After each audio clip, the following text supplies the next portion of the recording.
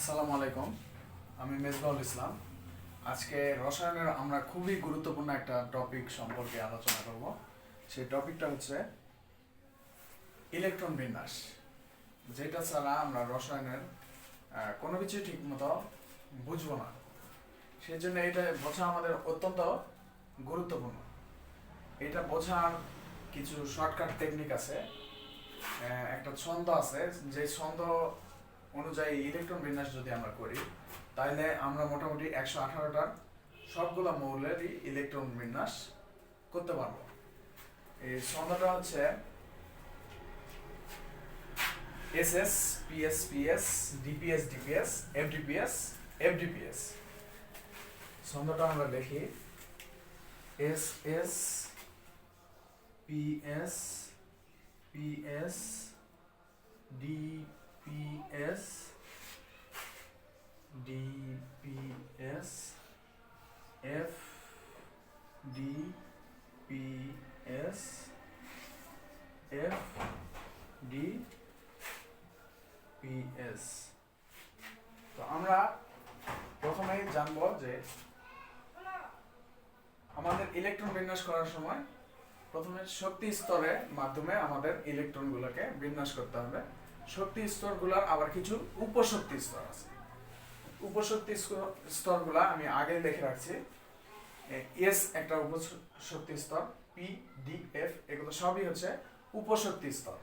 উপশক্তি স্তরগুলার S A ইলেকট্রনের সংখ্যা, S A electron ধরে 2টা, পি তে ধরে 6টা, ডি তে ধরে 10টা এবং এফ এ ধরে 14টা। তো আমরা এই ছন্দ অনুযায়ী যদি লিখি, তাহলে প্রথমে আমরা শুরু করব হচ্ছে এস। প্রথম শক্তি স্তরের একটাই উপস্তর থাকে, সেটা হচ্ছে এস। তাহলে এটা একটা 1 নাম্বার থেকে শুরু হবে, এটা হবে 2, এটা হবে 3, এটা হবে 4, 5, 6, 7, 8। আচ্ছা, এরপরে পি। পি উপস্তরটা শুরু হয় 2 নম্বর শক্তি কক্ষ, 2 নম্বর কক্ষপথ থেকে। তাহলে এখান থেকে আমরা 2 থেকে শুরু করব। 2, 3, 4, 5, 6, 7। তারপর ডি। ডি উপস্তর শুরু হয় 3 নম্বর কক্ষপথ থেকে। তাহলে ডি শুরু করব 3 থেকে। 3, 4, 5, 6। তারপরে এফ শুরু হয় 4 নম্বর শক্তি স্তর থেকে। তাহলে এফ শুরু করব 4 নম্বর থেকে। 4, 5। এটা হচ্ছে আমাদের ইলেকট্রন বিন্যাসের ধারা। তো আমরা ইলেকট্রন বিন্যাস যখন করব, তখন এই ধারা অনুযায়ী করতে হবে। তো আমরা ধরি যে আমরা এখন অক্সিজেনের ইলেকট্রন বিন্যাস করব। তো অক্সিজেনের পারমাণবিক সংখ্যা কত?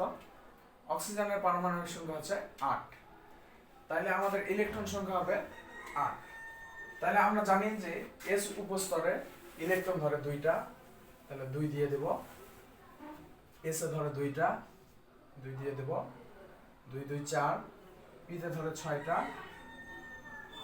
4, 6, 10। কিন্তু আমাদের ইলেকট্রন হাতে আছে 8টা। তাহলে কি আমরা 6 দিতে পারবো? দিতে পারবো না। আমাদের হাতে 2টা 2টা 4টা দেওয়ার পরে আর 4টা থাকবে। তাহলে আমরা এখানে দিব 4। এইটুকুই হলো অক্সিজেনের ইলেকট্রন বিন্যাস, আর বাকিগুলা লিখতে হবে না।